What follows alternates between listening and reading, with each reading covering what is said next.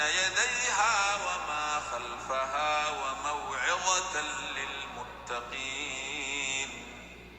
وإذ قال موسى لقومه إن الله يأمركم أن تذبحوا بقرة قالوا أتتخذنا هزؤا قال أعوذ بالله أن أكون من الجاهلين.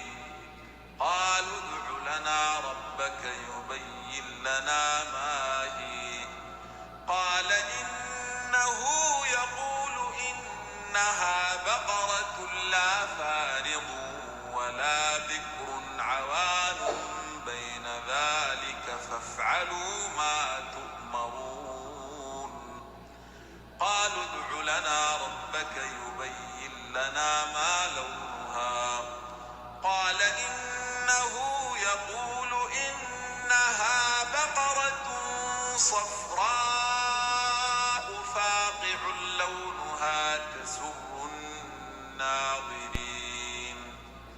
قالوا ادع لنا ربك يبين لنا ما هي إن البقرة شابه علينا وإنا إن شاء الله لمهتدون. قال إنه يقول إنها بقرة لا ذلول تثير الأرض ولا تسقي الحرث مسلمة لا شية فيها. قالوا الآن جئت بالحق فذبحوها وما كادوا يفعلون. وإذ قتلتم نفسا فادارأتم فيها والله مخرج ما كنتم تكتمون. فقلنا اضربوه ببعضها كذلك يحيي الله الموتى ويريكم آياته لعلكم تعقلون. ثم قست قلوبكم من بعد ذلك فهي كالحجارة أو أشد قسوة وإن من الحجارة لما يتفجر منه الأنهار وإن منها لما يشقق فيخرج منه الماء وإن منها لما يهبط من خشية الله وما الله بغافل عما تعملون. أفتطمعون أن يؤمنوا لكم وقد كان فريق منهم يسمعون كلام الله ثم يحرفونه من بعد ما عقلوه وهم يعلمون. وإذا لقوا الذين آمنوا قالوا آمنا وإذا خلا بعضهم إلى بعض قالوا أتحدثونهم بما فتح الله عليكم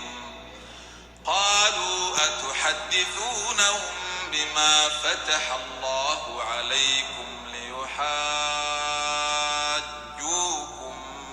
به عند ربكم أفلا تعقلون. أولا يعلمون أن الله يعلم ما يسرون وما يعلنون. ومنهم أميون لا يعلمون الكتاب إلا أماني وإن هم إلا يظنون. فويل للذين يكتبون الكتاب بأيديهم ثم يقولون هذا من عند الله ليشتروا به ثمنا قليلا فويل لهم مما كتبت أيديهم وويل لهم مما يكسبون. وقالوا لن تمسنا النار إلا أياما معدودة قل أتخذتم عند الله عهدا فلن يخلف الله عهده أم تقولون على الله ما لا تعلمون بلى من كسب سيئة وأحاطت به خطيئته فأولئك أصحاب النار هم فيها خالدون والذين آمنوا وعملوا الصالحات أولئك أصحاب الجنة هم فيها خالدون وإذ أخذنا ميثاق بني إسرائيل لا تعبدون إلا الله وبالوالدين إحسانا ألا تعبدوا إلا الله وبالوالدين إحسانا وذي القربى واليتامى والمساكين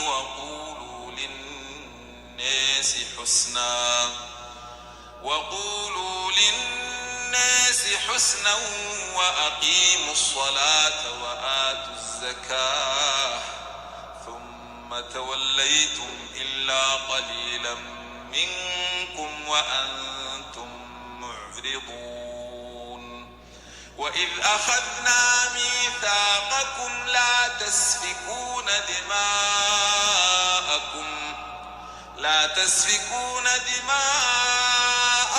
ولا تخرجون أنفسكم من دياركم ثم أقررتم وأنتم تشهدون ثم أنتم هؤلاء تقتلون أنفسكم وتخرجون فريقا منكم من ديارهم تظاهرون عليهم بالإثم والعدوان وإن يأتوكم أسارى تفدوهم وهو محرم عليكم إخراجهم أفتؤمنون ببعض الكتاب وتكفرون ببعض فما جزاء من يفعل ذلك منكم إلا خزي في الحياة الدنيا ويوم القيامة يردون إلى أشد العذاب وما الله بغافل عما تعملون أولئك الذين اشتروا الحياة الدنيا بالآخرة فلا يخفف عنهم العذاب ولا هم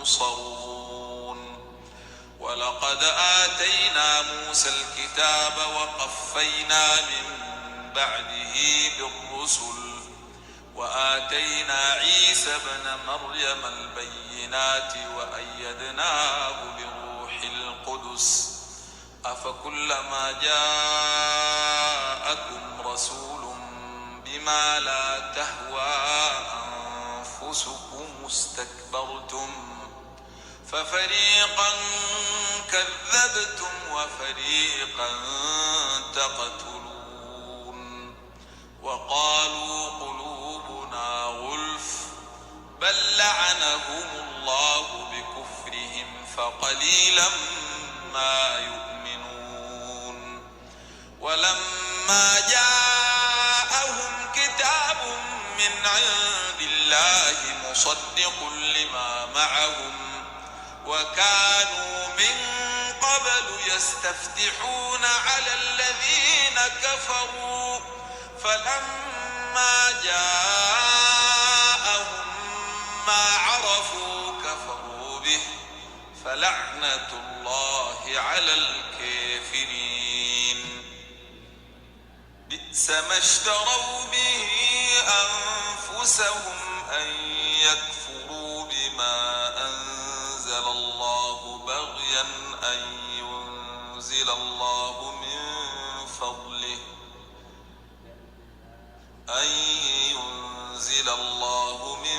فضله على من يشاء من عباده فباءوا بغضب على غضب وللكافرين عذاب مهين.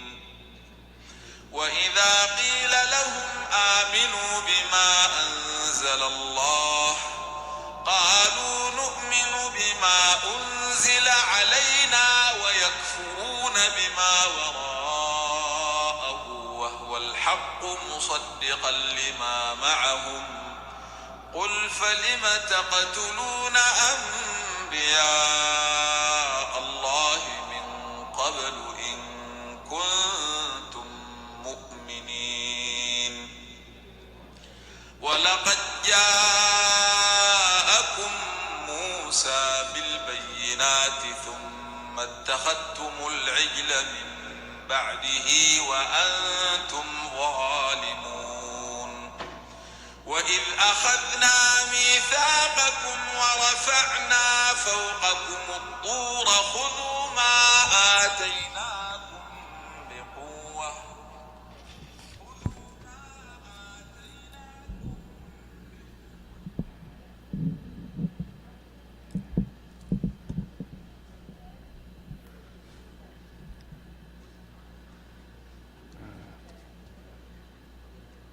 Bismillahirrahmanirrahim. Testing, testing, testing. How we looking on sound?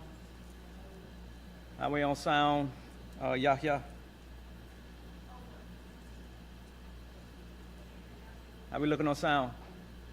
How's the sound online? The different platforms. I know we had some issues last week. And we should have those issues corrected. Just want to make sure. Testing, testing, testing. How we doing on sound? On all the platforms, the online platforms, and also the call-in telephone number. And make sure. Y'all looking for feedback before we begin?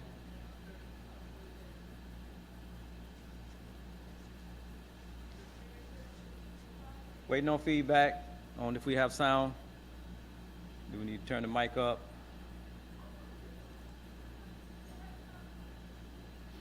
Can everybody hear in the back? Speakers are coming through. How we doing? We good? Testing 1, 2, 3. Testing 1, 2, 3. Testing 1, 2, 3.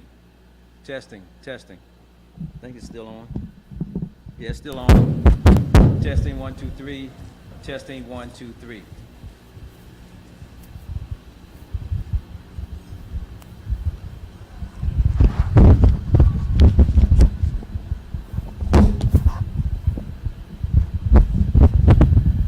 Testing 1, 2, 3. Testing 1, 2, 3. I checked online, make sure we're good online, and then just make sure we're good online.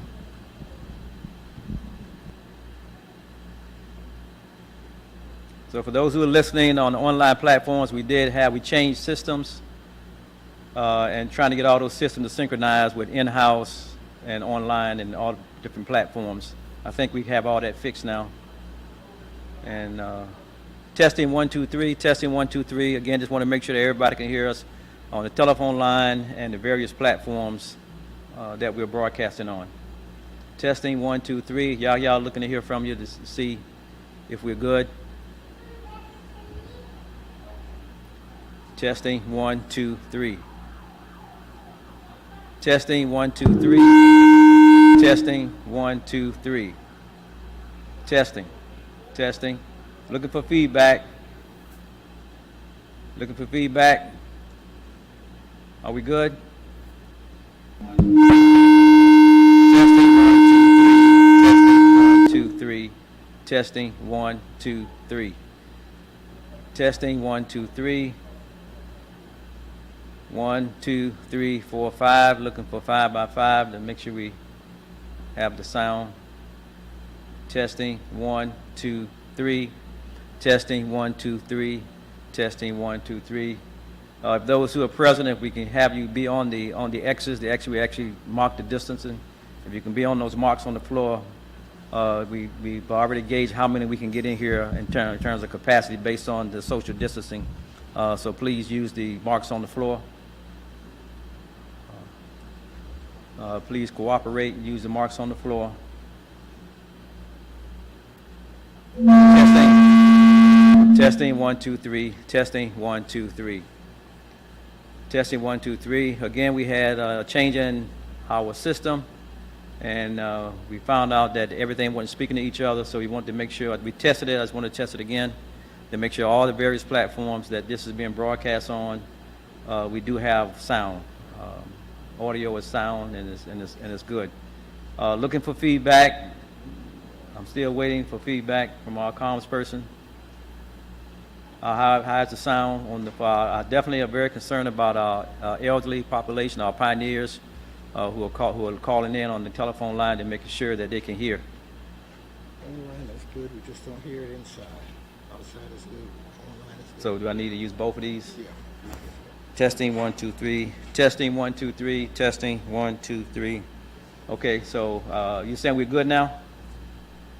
Okay.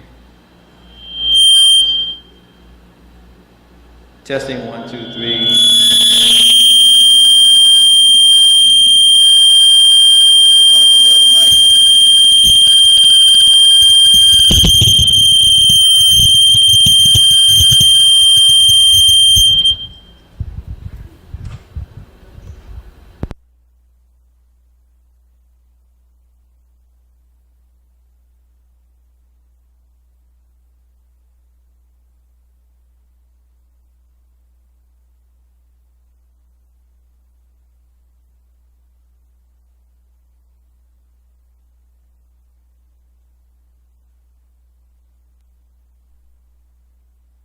Testing, 1, 2, 3. Okay, we got sound inside. Let's see, make sure our online platforms are good. Do I need this on for the online platform? It's feedback. We check one before we go. Okay, I'm gonna cut it off now. The handheld is cut off. Testing, testing. Looking to see if we have sound on the platforms. Looking to see if we have sound on the platform. We have sound is much clearer on the inside and downstairs and also outside. Okay. Inside, downstairs, the overflow area, and outside, we're okay right now. Just trying to make sure that the online platform.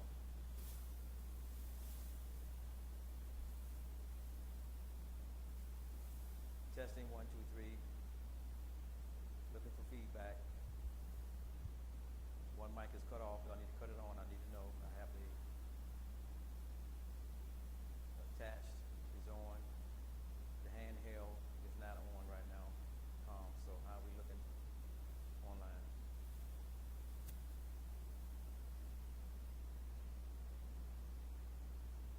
Okay. The handheld is off. Attached is on. This one. All platforms are good. Okay. All right. Dear beloved believers, those who are here with us physically, and those who are viewing on various platforms, live streams around the world, we greet you all with the greetings of peace. Assalamu alaikum.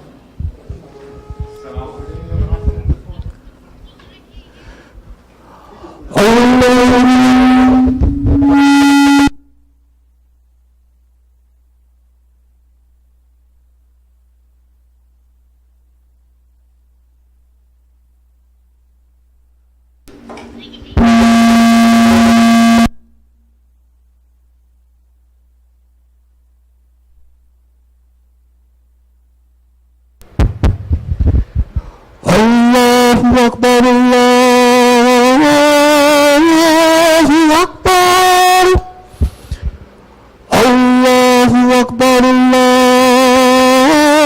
Allahu Akbar. Ashhadu an la ilaha illallah. Ashhadu an la ilaha illallah.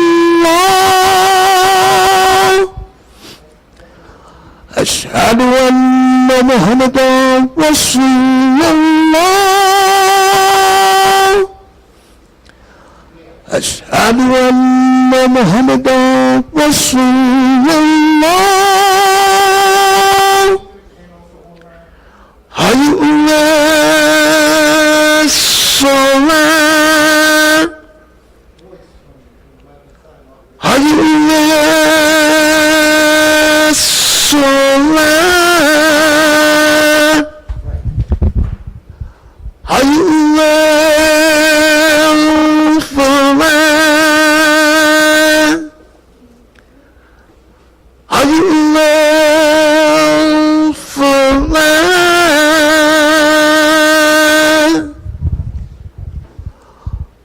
الله أكبر الله أكبر لا إله إلا الله.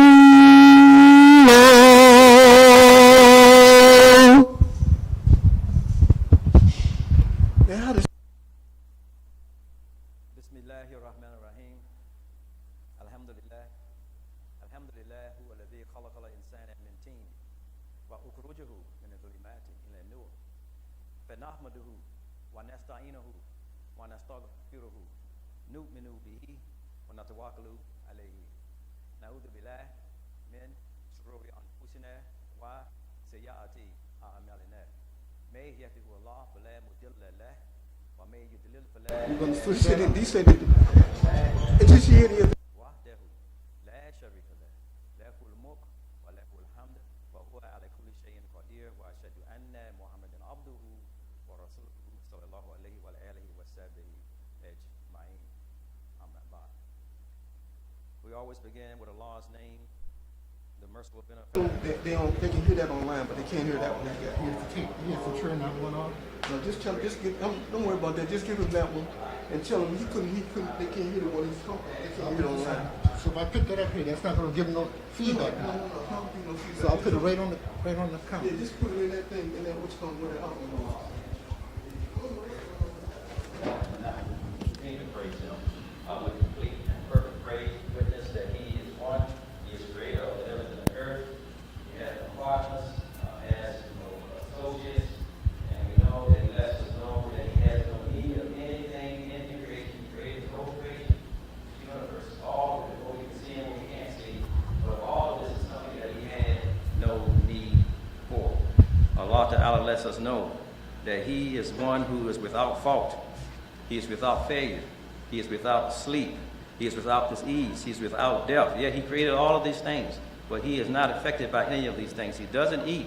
He is not fed, but He makes sure that everything is fed from the lowest. Those things that we can't see, microscopic things, everything feeds, but Allah does not feed. He created change, but He Himself is free from change. He's free from rest. He's free from all limitations of time and of space.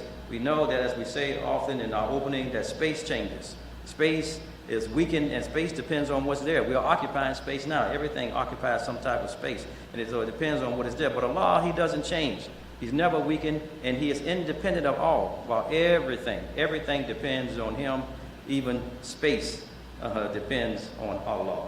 His presence is everywhere. His space is everywhere, but Allah is even more present than space itself, which is something we can't escape. So that tells us we can never, ever escape the presence of Almighty God, Allah. So we're not to see Him as being away in heaven. He's above heaven. He's above the creation. And though He be above it all, He wants us to know that He is Qarib. He is Qarib. He said He is always close. He's always near. He's closer to every man, every woman, closer than their very jugular vein. So while He sits on the throne does not support Him. Nothing supports Allah. Allah lets us know that He cannot be contained. He cannot be captured by anything or anyone. And nothing, absolutely nothing, escapes Him. Allah lets us know that He knows what's happening on the earth, the trouble that we see, everything that's happening. He said He knows all those things. He knows what's happening in the depths of the sea. And they're talking about how much is down there in the ocean that none of us know yet. We talk about space, but there are things in the depths of the ocean that man hadn't even discovered yet. Allah, He knows what's happening right there, down in the depths of the ocean, the highest of heavens. He knows what is open. He knows what is secret. He knows the thoughts. He said He knows the thoughts, even the suggestions of Satan. Whether you reveal them or not, He said He knows what has been suggested to you. No one, nothing can escape Allah's will. And no one can rescind Allah's command, and nothing, absolutely nothing can penetrate His wholeness. Nothing can penetrate His oneness. Nothing can penetrate His unity. We know this is our concept of Tawheed. Nothing outside of Himself can come into Himself. His unity is preserved. His unity is pure. His unity is perfect. And Allah Ta'ala wants us to know and always be reminded that He stays protected as He is. And He will always be the Creator, indebted to no one and nothing, and needing nothing from the outside. Everything else that He creates, everything else that He brings into being, and He's always involved in some marvelous creation. Allah is never not acting, never not working. This has been verified by the scientists. They're always saying before even a second goes by, there's some marvelous creation being done that they're able to discover. Allah is always active. He said all these things, nothing comes into being without His permission, without His will. And Allah lets us know that everything, again, whether it be small or great, whether it be good or evil, whether it be beneficial or harmful, whether it be true or false, whether it be known or unknown to us, whether it be sinful or virtuous. Allah lets us know that none of these things, on any end of the spectrum, none of these things, they can only occur by His permission. That's why they're here, by His will. And whatever Allah wills, it comes to be. It comes into being. And what He does not is just simple. It can't exist. It can't exist. This is Allah Ta'ala. We've been speaking about test, sacrifice, and we are adding the period to competition, which we may have to go to next week because we got a late start today. This is part 2. Again, we heard it last week. Many had difficulty hearing on various platforms. We'll just repeat some of that briefly, and then we have to move on to some of the information we want to cover to also show the relevancy of those things in the times that we're dealing with. Even now, today. This is the month. This is the month, as we know. This is the last week, the last few days of this month of Dhul Hijjah. Dhul Hijjah, we know, and that means Dhul means to possessor. It means it possesses the Hijjah, the Hajj, the struggle. This is important. So the whole month is named that. But let us know that we know the pilgrimage occurs in this month. It owns that in this month. Sound to me like the mic went off, so just make sure you check. We know that it occurs in this month, but Allah wants us to focus on this the whole month. To understand, this is the last month, and then the return begins. We begin to return. Muharram comes and begins to go. So this is what is happening this particular month, and we know that Allah says, "Ya ayyuhan nasu, inna khalaqnakum min dhakarin wa untha, wa ja'alnakum shu'uban wa qaba'ila li ta'arafu. Inna akramakum indallahi atqakum. Inna Allaha alimun khabir." So here we see this in what Allah really speaks about humanity. It is the unity in the humanity, the unity in the human family that Allah created when He created our first parents. He mentioned that He created us all from a male and a female. And we know if anybody is existing today, they have in them is a male and a female. There's no one that's all male, there's no one that's all female. And here's the science, Allah gives science right now. Everybody has in them a male and a female. No 100% macho. No 100% female. Doesn't exist. We all have in us a male and a female because that's how Allah said He created us from a male and a female. So this is what Allah wants to get to. And we know the meaning of this month, as our prophet, the prayer peace upon him, also let us know that it's the unity and the oneness in the human family under Allah, the one Allah. And again, this is a Tawheed concept. And Hajj is a return. It's a return to your innocence. We have to go back. And this Jummah reminds us, this is the 6th day. It reminds us when man was created, Adam was created, this time Allah is speaking, it goes back. So it's to remind us this day of Jummah, the whole month is to get us to focus on that even more so. But it takes us back to the innocence, to your purity.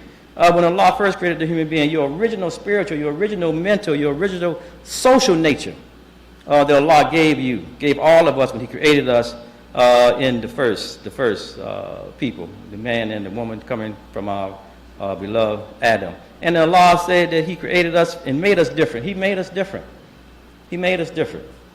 And He said that li ta'arafu. If He said He's telling me, He's telling you that we're different.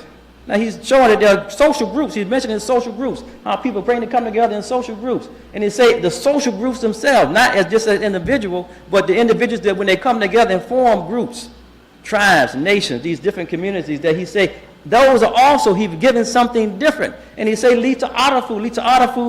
We know this is the sixth measure of that verb, which basically means that it's something that should be going back and forth. And Allah is telling you also, first, that you should know yourself before you get to know others. Know yourself before you get to know others. And we know our dear prophet, the peace be upon him, say, he who knows himself knows his Lord. He who knows himself knows his Lord. And we do see some people today, they're lost. They're lost. I saw a photo of someone, a picture. This was I guess it was an African American, had on different clothing from different cultures because he didn't know himself.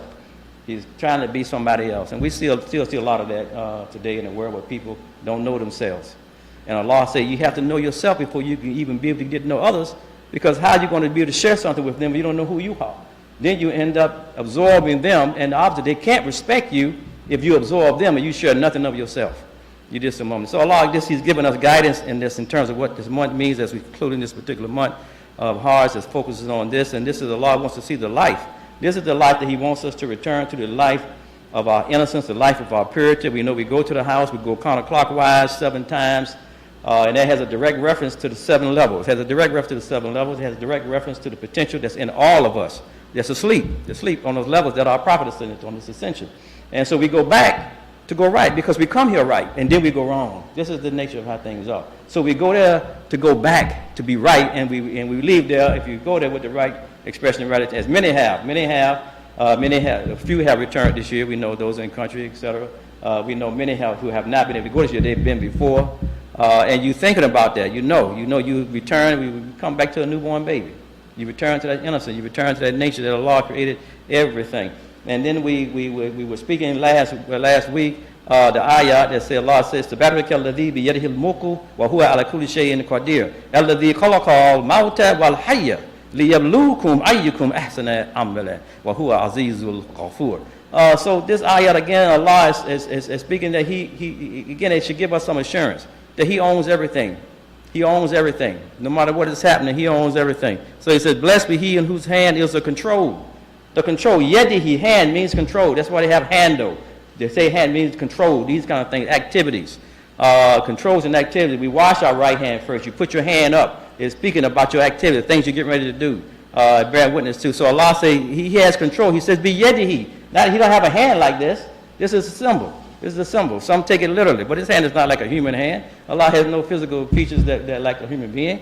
He's not concrete. He's not concrete. So He lets us know that He has control over the whole universe. Mulk, all of He has control over the whole thing. He has power over it all. And He says that He created death and life.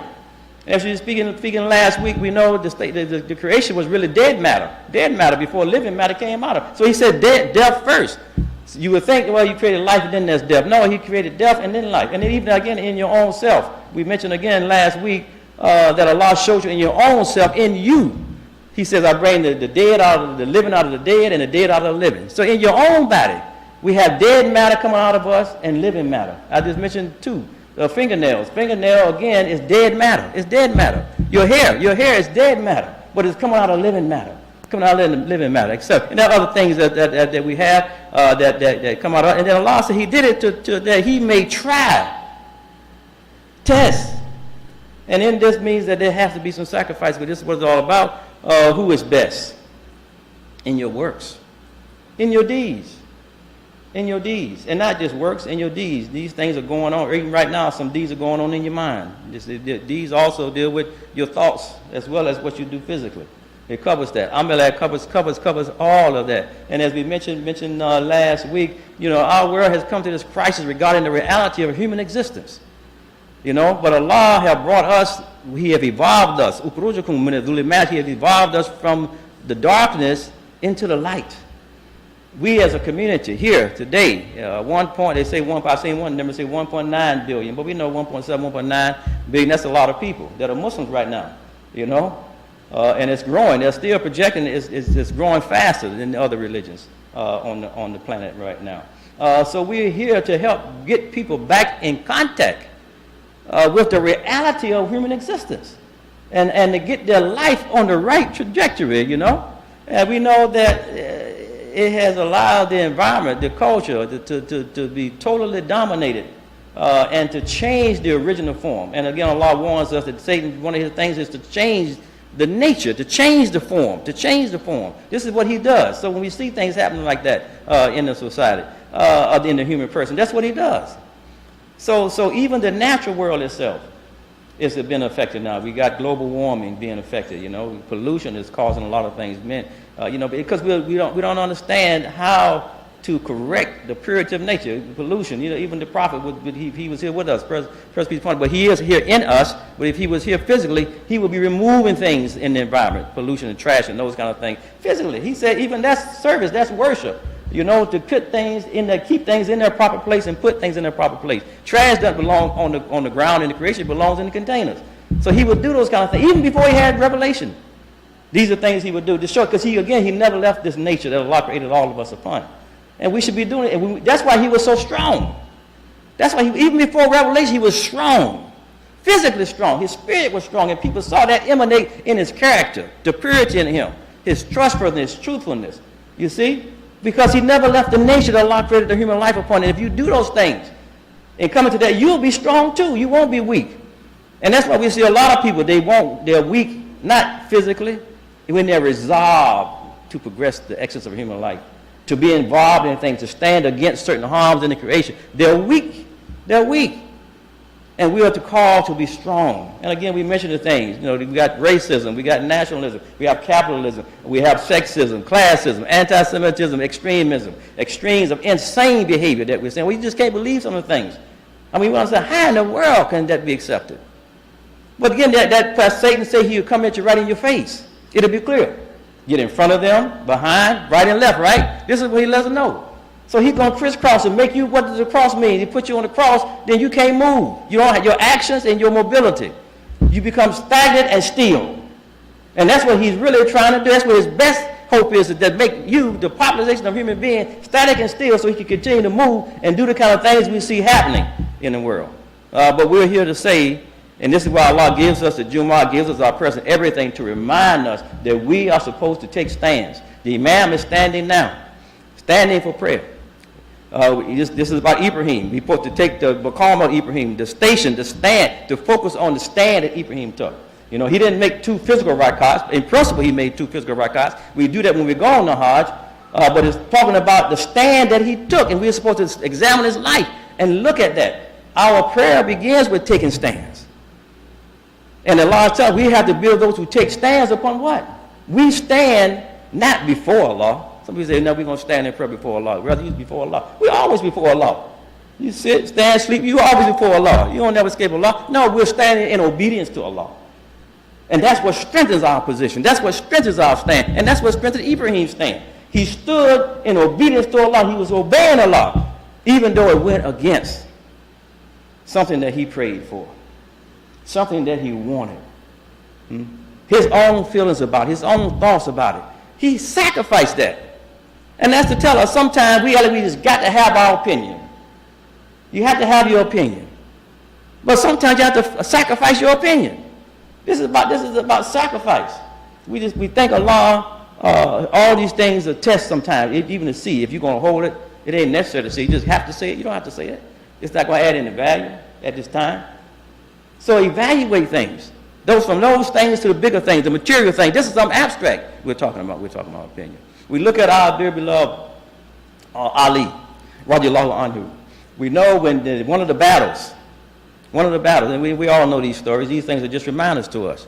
One of the battles, before the armies came together. And of course, like was done in many societies in history, to get the thing started, sometimes they send the warriors out, 2 of the best warriors. Get your best warrior to come out here. And sometimes when those 2 fight, that'll be the end of it. That'll be settled. And the other one will submit based on that. And then sometimes it just get things started.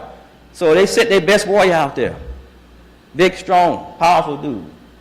And Ali, again, radiallahu anhu, he steps up. And he's young, but he's strong. He steps up to go take him on. And he goes out there, he Everybody, both armies are watching them. Both of them are watching them because they're out there now. This is how it's getting started. And their battle is on. And then Ali finally gets them down and he gets ready to kill him. But right before he gets ready to bring it down, as it's getting ready to come, the individual that got down, he see that he's humiliated now, whatever, so he does the last thing, the most disgraceful thing he can think of, he spit in his face.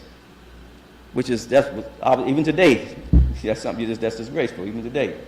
But even then, it had a more harsher meaning, even then.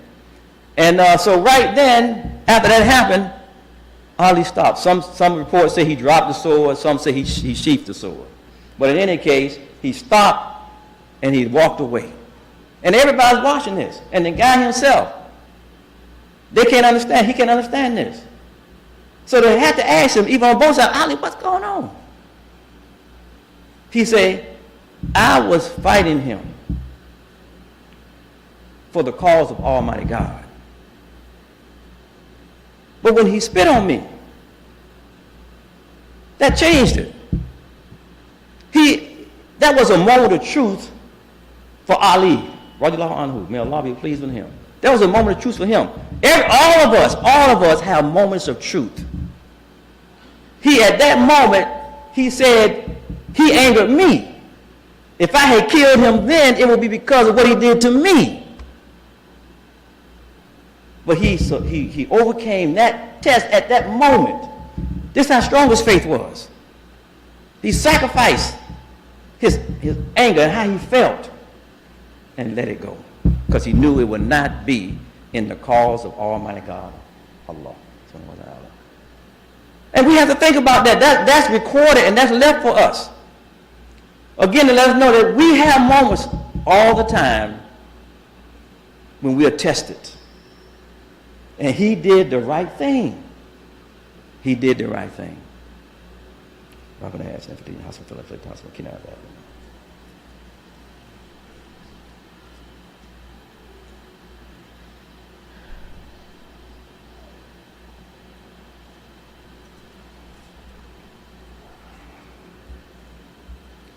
Bismillahirrahmanirrahim. Wassalatu wassalam ala rasulihi kareem Muhammad sallallahu alayhi wa sallam. We're going to be closing out this month in a few days. This month that focuses on sacrifice. The last month on the Islamic calendar, lunar calendar. And he'll be going into another one. And so we pray Allah that we are increased and we are not neglectful of the blessings, the messaging, the signs of this month that focuses on sacrifice. And Allah lets us know when we just look at sacrifice again.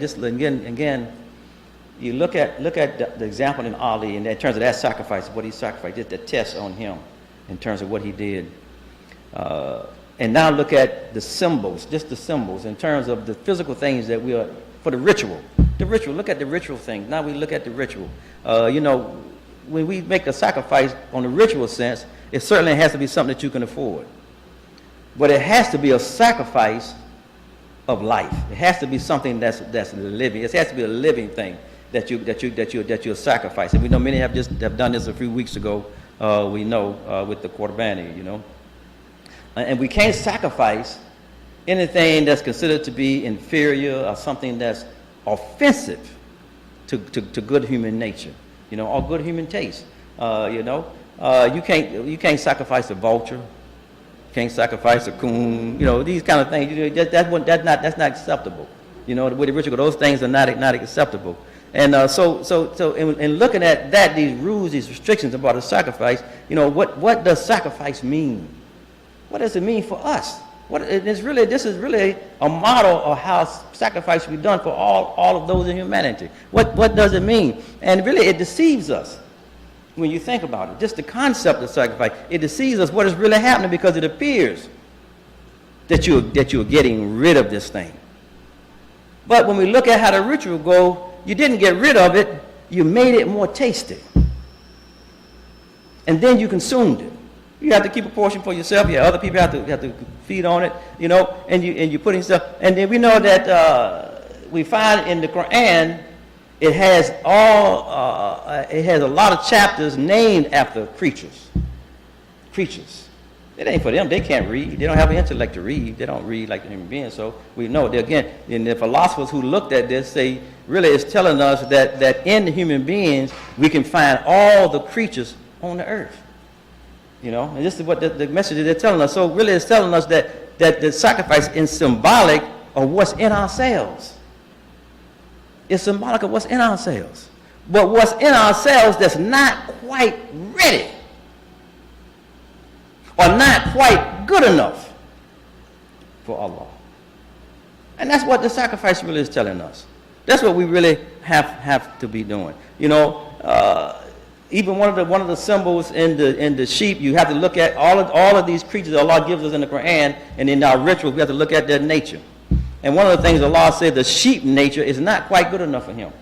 You know, Allah doesn't want to. There's other higher meanings to this too, because when we look at the sheep and its nature and think, we don't have time to go into that part. But one of the things is it's considered to be a meek creature. You know, Allah don't want us to be sheepish. He wants us to sacrifice the sheep, that tendency. And He wants us to be strong believers and strong followers for Him, to stand up to the things that we see that Shaitan put in our way. And we're going to always see those things, because that's the reality. He gave him freedom. He gave Shaitan freedom. Shaitan acts. Shaitan can't compete with Allah. Shaitan is not an enemy of Allah. Allah don't have any enemies. He won't give Satan that kind of power. He don't have that kind of power. He asked Allah, my Lord, give me some time and I'm going to show you. I'm going to go at it. And so He's coming. And Allah said, you won't get certain ones. And then He tells us what He's going to do and how He's going to come at us and these kinds of things. And Allah said we're going to be tested. We're going to be tested. And He lets us know, again, we were mentioning this last week.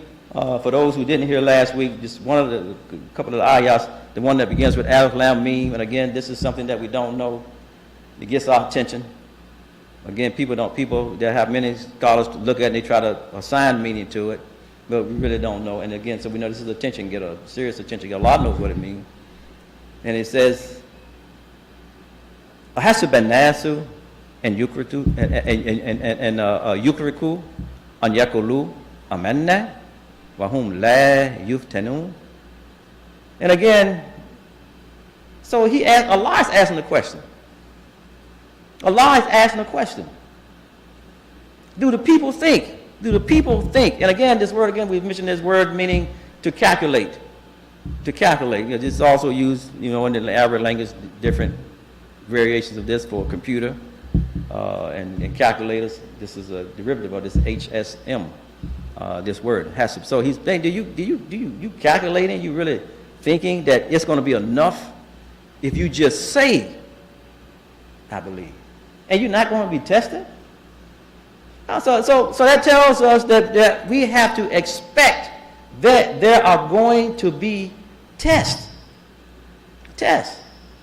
And the biggest test we find when we look at more, when we compare the other ayahs that Allah is saying about these tests, and then we look at what Muhammad the Prophet, peace and peace upon him, said about tests, we find the biggest test for us that we have to overcome. Another place, Allah says, He says, Am hasabtum and tatakulul jannah walamma ya'tikum matalal ladina qalu min qablikum. And now again, he used the same word. You calculate. They think that they're going to enter the paradise. They're going to enter the paradise. Tatakulul jannah. That they're going to enter paradise, and they're not going to come to them like those who came before them. Trials. And he mentioned some of those types of trials, different types of trials, things that's going to shake you up. You know, there's some suffering. There's going to be some losses. You know, and he said, and even them, even the messenger and those of faith with him, they cried out. Now here he wants you to. Allah made this a matter of revelation for us to see that even the messengers, not just the people, the common believers with them, the followers, even the messenger, and they cry out, Meta Nasrullah. When will come the help of Allah? And of course, Allah says, Allah, inna nasrullahi, qareeb. Verily, surely, without a doubt, the help of Allah is always near. And look, he used the word qareeb. It's always near. And that's to tell us, if you endure the kind of the quarterbani is the same root word as qareeb, means those things that are close to you.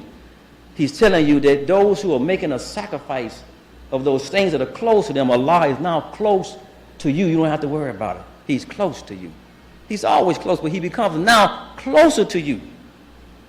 You are brought close to him. You bring yourself closer to him. He never, again, because of the dynamics of Allah, he's always present. We put distance between us and our Lord. He doesn't put distance between us and him. We do that. So look at this, and then now, so look at the same language now. The Prophet, the praise peace upon him, sallallahu alaihi wasallam, he says, now the same exact words that Allah just used. Now this is to show us again, to get us to look at the biggest test for us, the biggest test. And in fact, if we get these tests right, we get all the rest of the tests, won't be a problem. But this one says, this is our Prophet, praise peace upon him, on the authority of Abu Hurairah. La tadkhulul jannah. He says the same thing. La tadkhulul jannah. Now, Allah says that you think you're going to get into the Jannah. Tadkhulul jannah. Same exact word, same exact pattern, same exact grammar here. He says, hatta, you will never get into paradise. Hatta tu'minu. You will never get into paradise until you have faith. And he says, wala tu'minu hatta tahab. And you will never have faith until you practice loving each other. So now it's starting to become even clearer now what the biggest test is. Allah said, you think you're going to get into the paradise, the garden, and you not be tested. And then the Prophet said, you're not going to get in there unless you have faith. And he said, you won't have faith until you practice love. So really that's telling us that the biggest test is our practicing loving each other.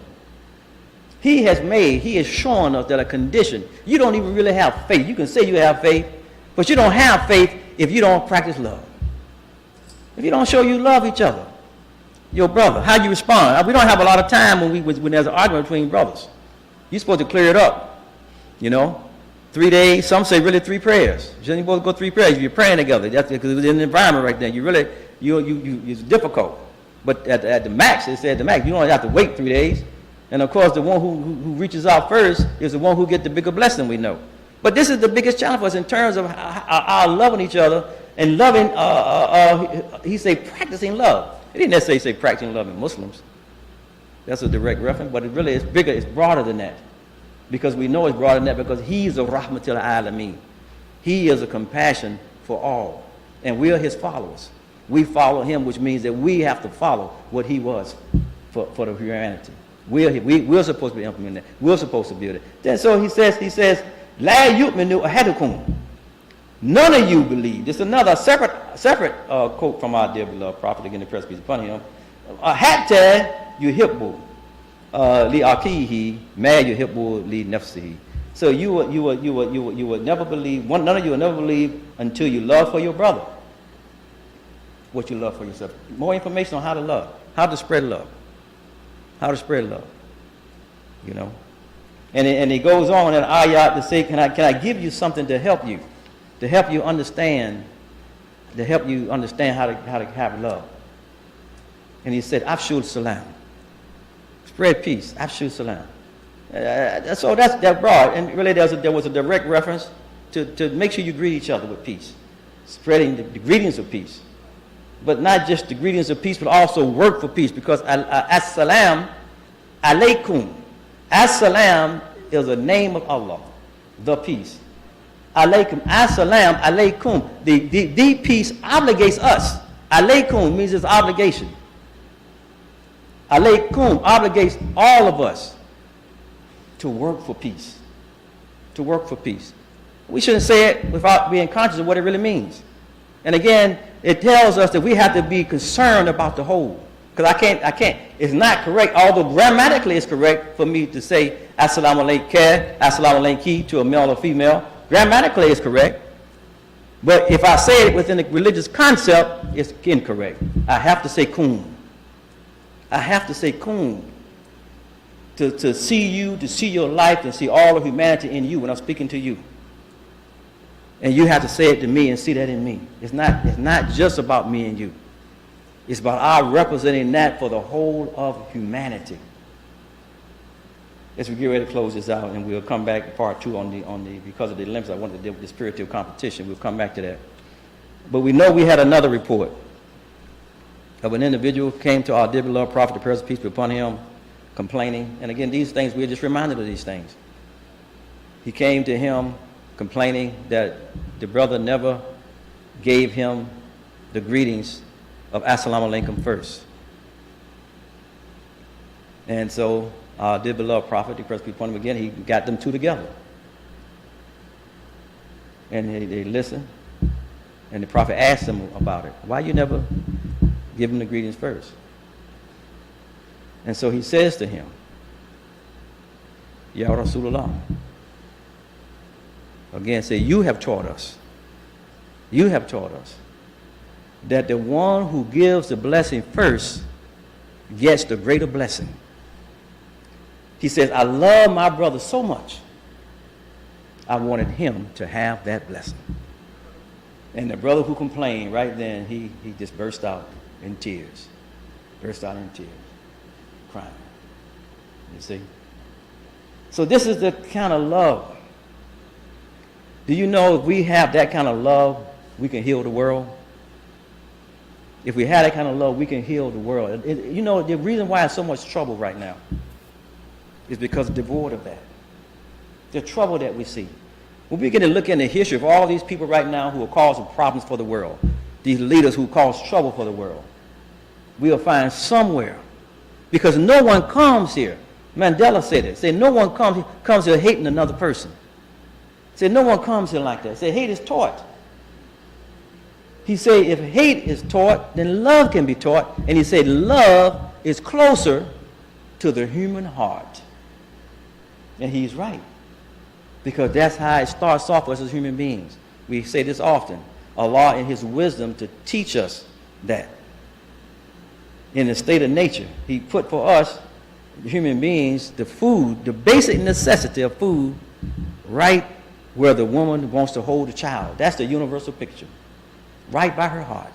And we hold, and even those who don't have that picture, but that's a picture, an endeared picture. But when we grab a baby, we want to bring them close to us. When we grab a baby, whether you're male or female, you just want the new life.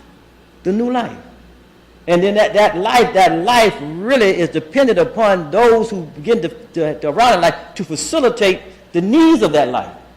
And when the needs of life are not facilitated, that's when we begin to see things that really, the trouble that we see is really in the form of protest. They're protest, acting out, violent, whatever the case might be. Their life wasn't facilitated. We see it in the inner city right now. You go in Southeast right now, in this city here alone, it troubles us. But they have been deprived. They have been deprived. They haven't been pushing ownership. You can't find good stores in a lot of the places. We're getting ready to develop in an area right now where there's no grocery store. Food deserts.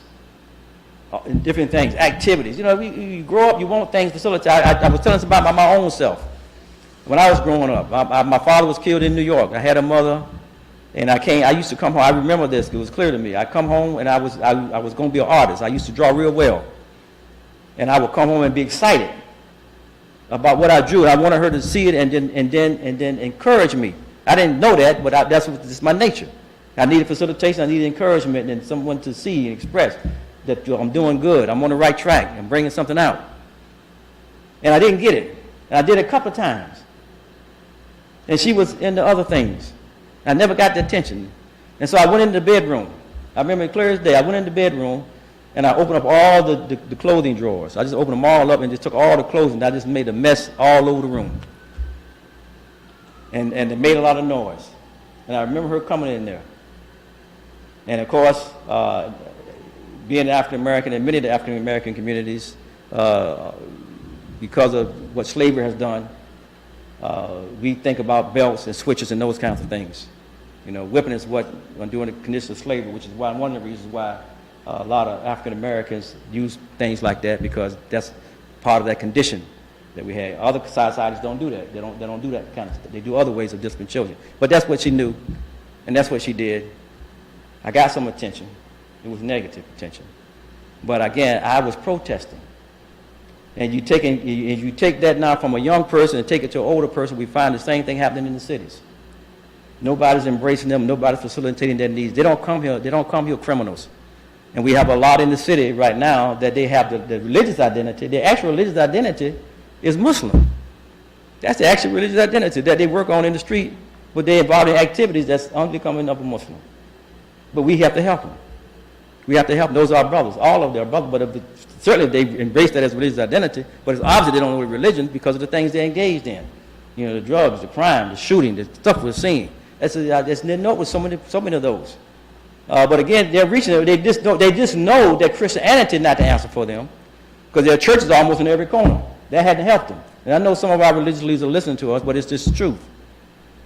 And we do know that in the history of America, they have shown, and we have some of those people here, and we're starting to try to do more of that. We're doing it other places in the city, but during the time of the most powerful Islamic movement, and I'm going to say Islamic because that's the term that was said, to knowing that it wasn't the purity of Islam, but it was a higher form of Islam, the Nation of Islam, that movement, when that movement was at its strength, the trouble that we see in the inner city was reduced significantly, because they were in the communities, speaking to the people, showing they love the people, and then causing the people to be self-reliant, and they created institutions, particularly business institutions. And we have many over here who are very much a part of that. Some are still here. We're losing some now. I think we got one in the 30s that are still with us.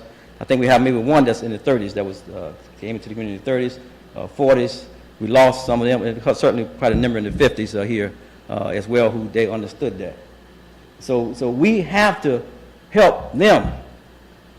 And the mayor knows it. We get calls now because she knows that these people identify with Islam. But again, it's because they're not getting the needs facilitated. So it's just forms of protest. It's forms of protest. They lose hope and everything else when you don't see things that need to have to facilitate your life. And that's where we have to stand up and be stronger in a society to help strengthen ourselves. Look, all of us as Muslims should understand whatever your ethnicity is, whatever your nationality, where you came from, or how you're American now. Some may have dual citizenship, etc. But it doesn't matter. We have to understand that we have to work for those who are considered the least, the lost, the last. We have an obligation. Whether you are a part of that or not, that's a part of you. It's a part of who you are. And if you ignore that, then your own individual humanity is weakened. And you are becoming narrow. And we can't expect broad things to come from you when you speak. Your interests are going to be narrow. Your interests are going to be small. Your interests are not going to be, your breast is not going to, don't ensure what's going to take place to embrace the whole of humanity. We have to be concerned. We have to be concerned what we see happening in the society that we live in. This is our environment.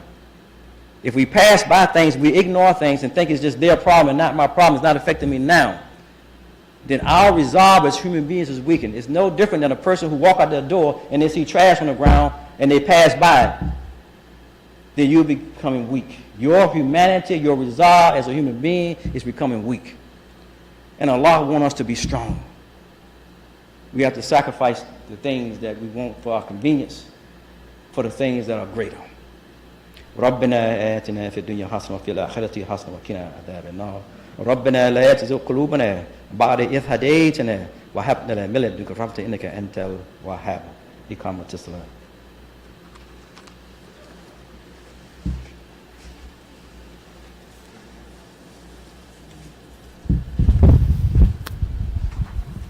الله أكبر الله أكبر أشهد أن لا إله إلا الله أشهد أن محمدا رسول الله حي على الصلاة حي على الفلاح قد قامت الصلاة قد قامت الصلاة الله أكبر الله أكبر La ilaha illallah.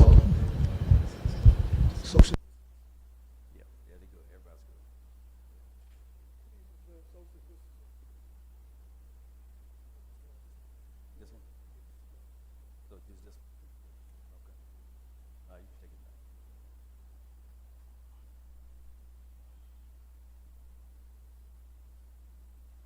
Allahu Akbar.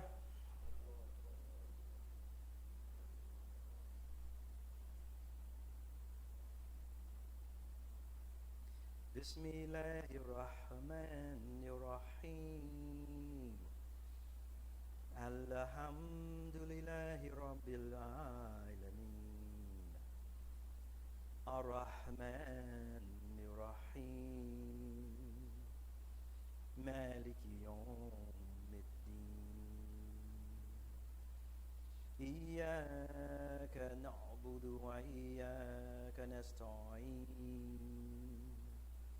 اهدنا الصراط المستقيم صراط الذين أنعمت عليهم غير المغضوب عليهم ولا الضالين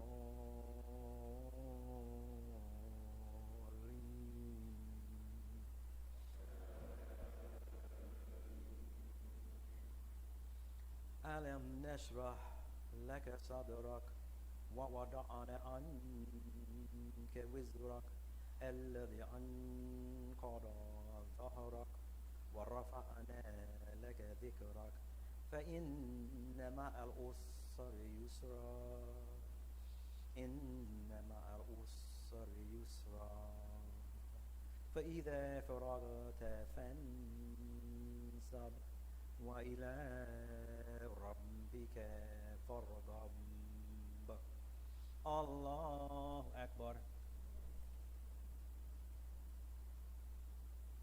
سمع الله لمن حمده الله أكبر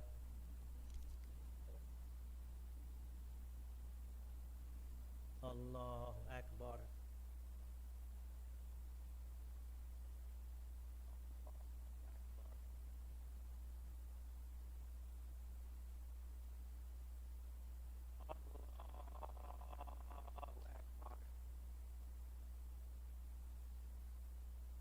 لله رب العالمين الرحمن الرحيم مالك يوم الدين إياك نعبد وإياك نستعين اهدنا الصراط المستقيم صراط الذين أنعمت عليهم غير المغضوب عليهم ولا الضالين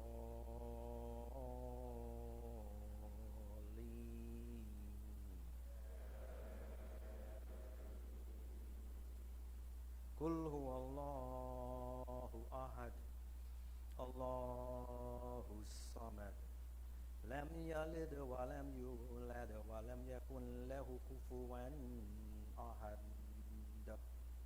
الله أكبر سمع الله لمن حمده الله أكبر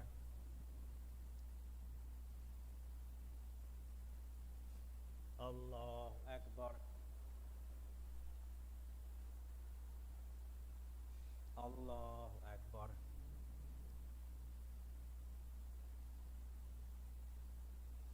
الله أكبر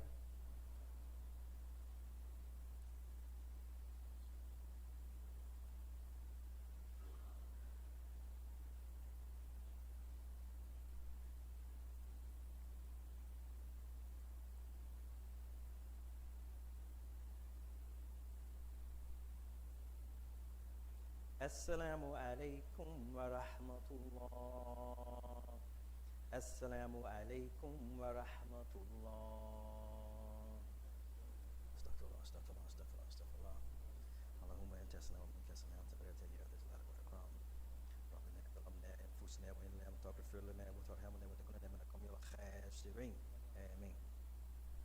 Assalamu alaikum. Brief announcements, inshallah. Again, want to remind everyone, this month of sacrifice, please make the sacrifice to help us to get the last 15%. We have 85% the funds to expand, to double the size of this community. The plan is in place to double the size of it. We only need 15%. We're that close. I know to get that close, some of you have already made sacrifice. If you can make some more sacrifice, if you haven't made a sacrifice, make a sacrifice. And we don't necessarily have to have all the money right now. If you can just pledge. We have a chart of pledges. We have people, we have 10,000, 5,000, 2,500, 1,000, 500, 250, and 100. So anywhere in there, if you can't give, we do have people at the 10,000 mark. Some of them gave it outright, and some have it over time. It comes out to about 800 a month if you want to do that. 10,000, 5,000, 400 a month, whatever. If you can get the pledge, then that's sufficient for the contractor to know that we have the money to begin the project. Now, we're really only waiting for one office with the city of D.C. right now in the permit process, about 9 offices. We've been going back and forth, and it's very important, my dear respected brothers and sisters, that if we don't get the funds ready when the permit comes and time goes on, that will affect even the life of the permit, and it causes problems. We already had to go back and forth now because of the issues that we've had with the permit. At one point, they canceled things out, and we almost had to start over and go through and so no one gets close. After doing all that negotiation to keep everything alive and get that kind of money, we've never been this close before. And we need this expanded facility. We need to do things with the school, where the housing is going to be, the rooms. We'll be able to house even scholars coming in. We'll be able to have classrooms for our children. We'll be able to have space for spoken word, those kind of things for our youth. The kind of things our youth are involved in the culture. We need to give them their own room so they can have their own type of thing. That's how we get them back. Just having a place to pray and some other space, that's not going to be enough. You got to have culture in a society. We have to have things. That gives us that. We'll be able to host people a lot better with logistics and everything. We did a program here a couple of weeks ago. We had 2 of the largest religious leaders in the world, with the Evangelical Alliance. The leader, the Secretary General was here. With the Secretary General of the Nahdlatul Ulama, the largest Islamic group in the world, and them 2 groups together represent almost 1 billion people. And again, that's just one group among Christianity, and this is one group of Muslims. But them group almost 1 billion people. But those leaders were here. We hosted them here. They wanted to come here because of the history of this community and the history of us as a people here in the country and what it represents and what they're trying to say also. But this is again called the Nation's Mosque. Those who don't know, this is the first mosque in all of America that was built by descendants of enslaved Africans, and this is the first mosque in all of America that was built from the ground up by 100% citizens, meaning they weren't migrants. There was some built before this, but migrants from Syria, Lebanon, etc., built those communities. And this is the first one built from the ground up upon a national movement and a national aspiration. The others were just individual community mosques in those areas the ones that went before this one. And there are other things, there are other reasons too why as well. But again, contribute to it, help us to expand it. We have to expand it. We used to own about 75% of the block. We lost some, we had to sell some. We're looking to get more property around here. We know we can't do so much here, but we are looking, once we get this up, the longer term program is to go two levels of parking underground. We own houses on the side of the parking lot, but to acquire more to bring those down so we can build a 25 classroom school and other things and gymnasium, stuff like that. Things we have to have. We have to have culture for our children.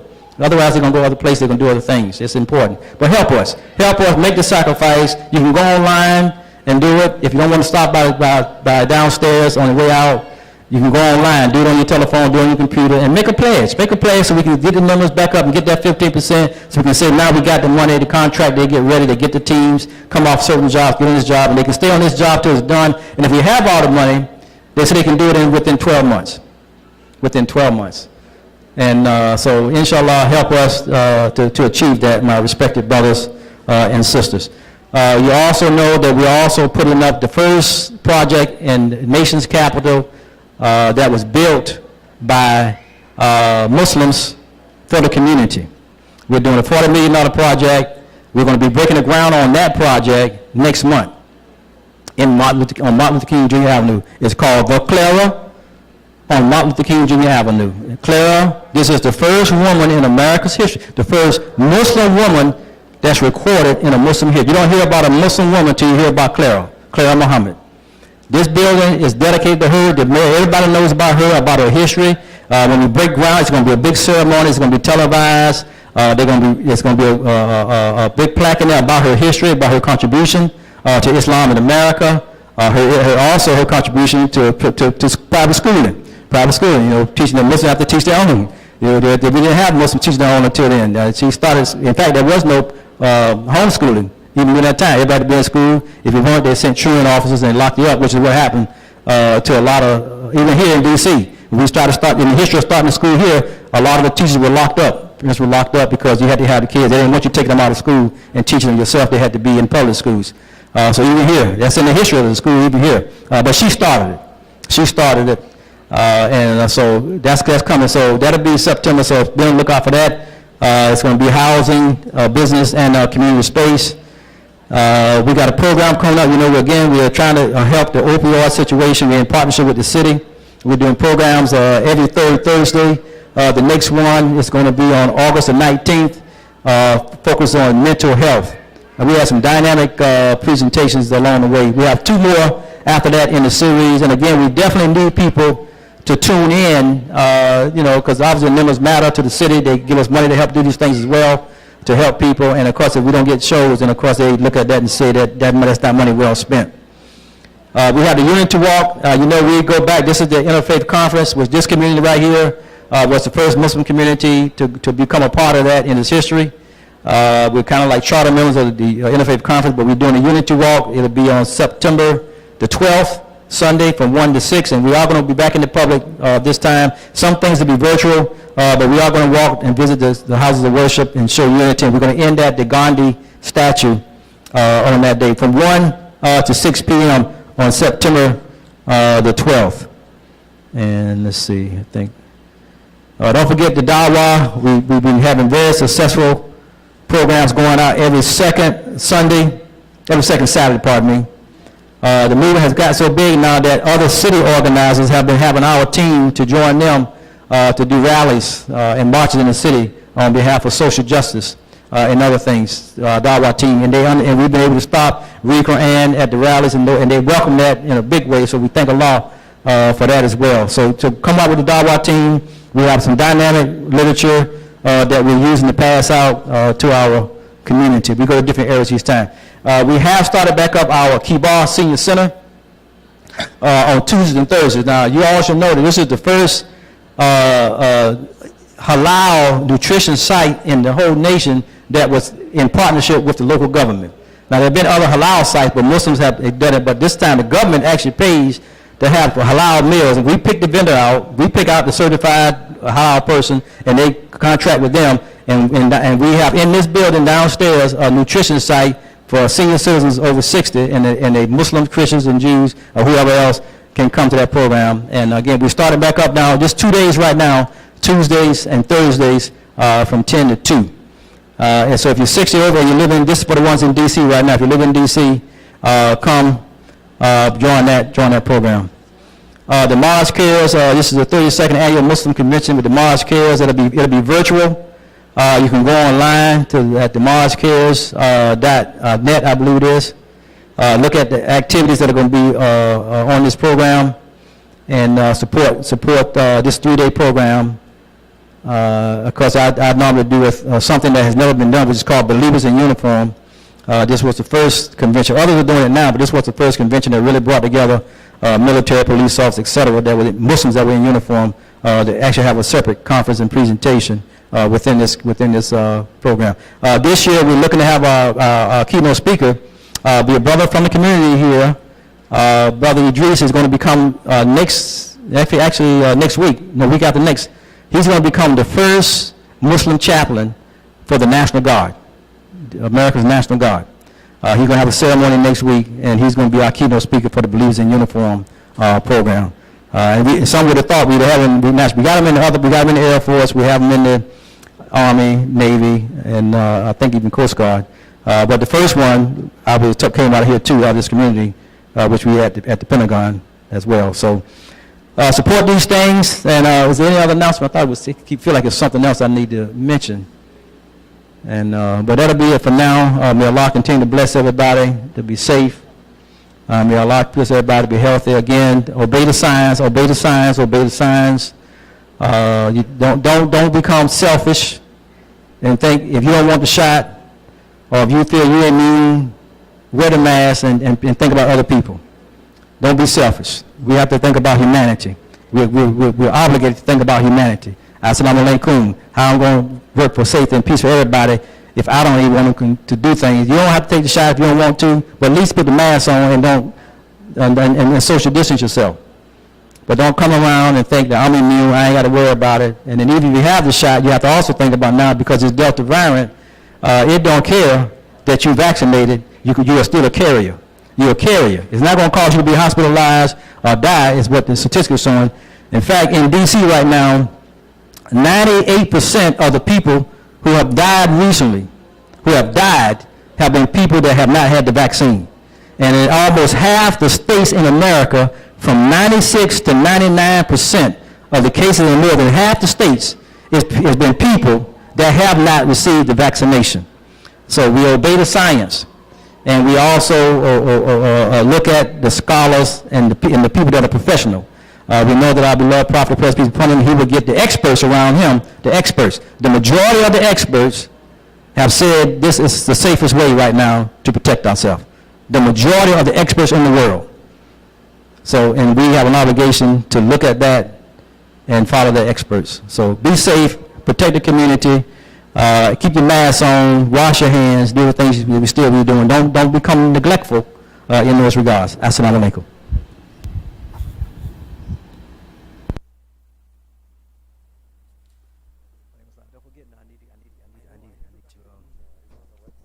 Oh, I thought I was supposed to. No, I looked at it.